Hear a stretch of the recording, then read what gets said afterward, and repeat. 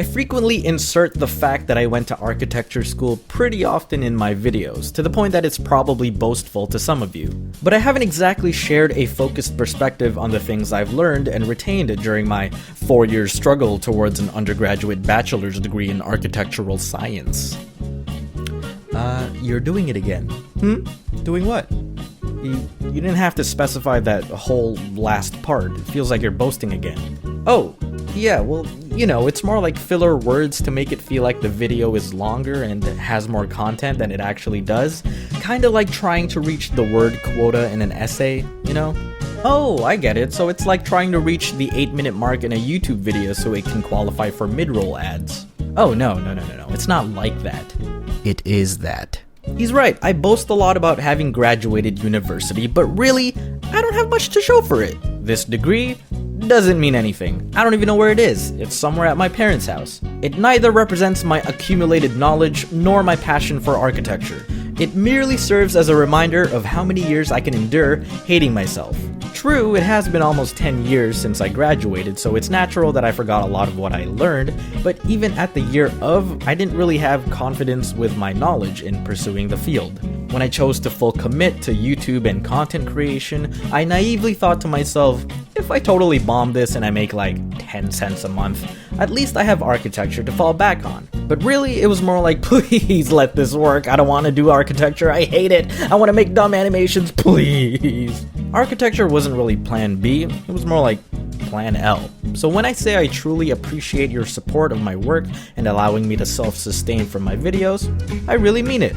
Thank you all. That's really awesome, Dom. Thanks. So, how much did you retain from architecture school? Oh, let's see, 1, 2, 3, 4. Well, I cried at least 17 times. I remember one of the first lectures we had, our prof shat on all of us for not knowing what this structural element is properly called. Anyone know what that is? Right there, in the middle of the room. What is that called? Yes. A post? Nope. A pillar? Wrong. A beam? A vertical beam? No.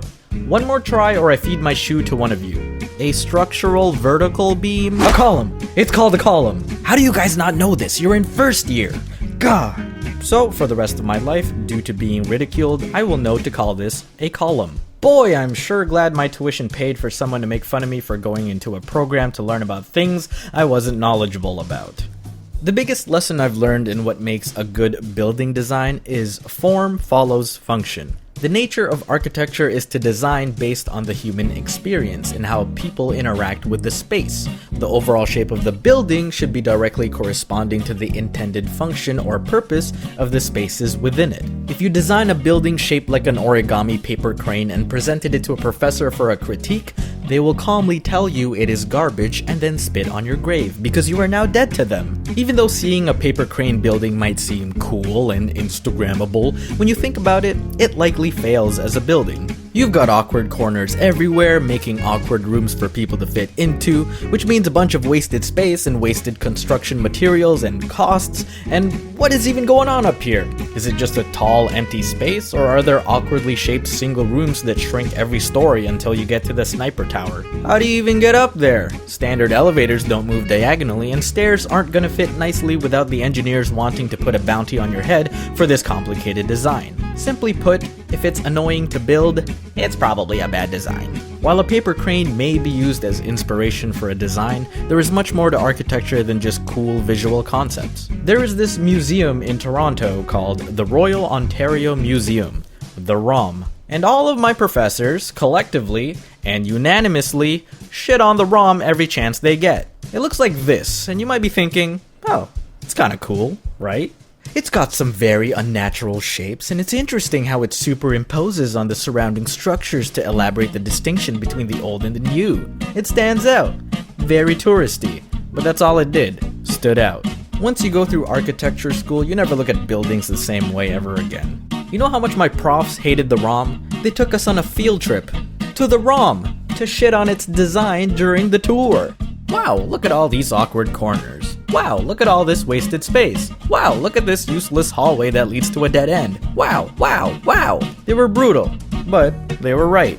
Some people might feel like square and rectilinearly designed buildings are basic and boring, but really it's those kinds of spaces that we usually feel the most comfortable in.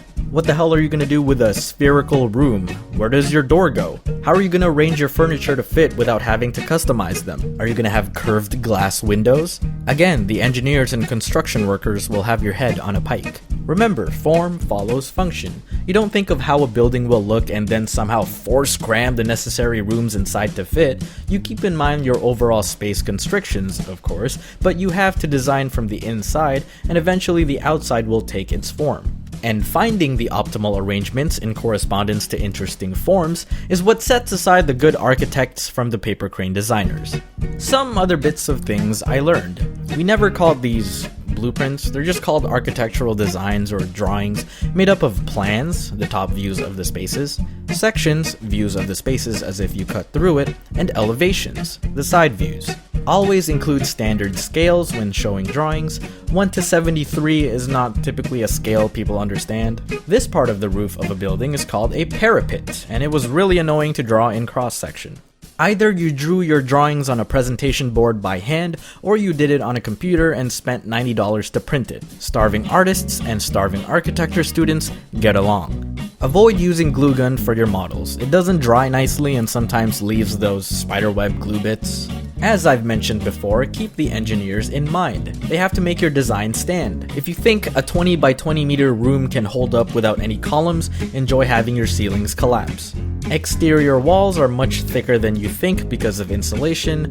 Flooring is much thicker than you think because of HVAC. East and west facing windows give harsh lighting because of sun pathing, which can slightly be mitigated with overhangs, but north and south facing windows give diffused and more comfortable lighting. Always account for accessibility in designs. Ramps need a slope of about 1 to 12. Symmetry is cursed. You don't really need double staircases that both lead to the same location. I feel like people really only use these for prom photos. And finally, or at least this is all I can think of right now, all exit doors should open outwards, or you've indirectly killed someone in the future via getting trampled. Now, here's the part of the video where I usually try to look at the bright side of things and realize the true lessons I've learned because the hardships were necessary for me to grow as a person and end on a good note, but I hated architecture school and I still blame it for my insomnia.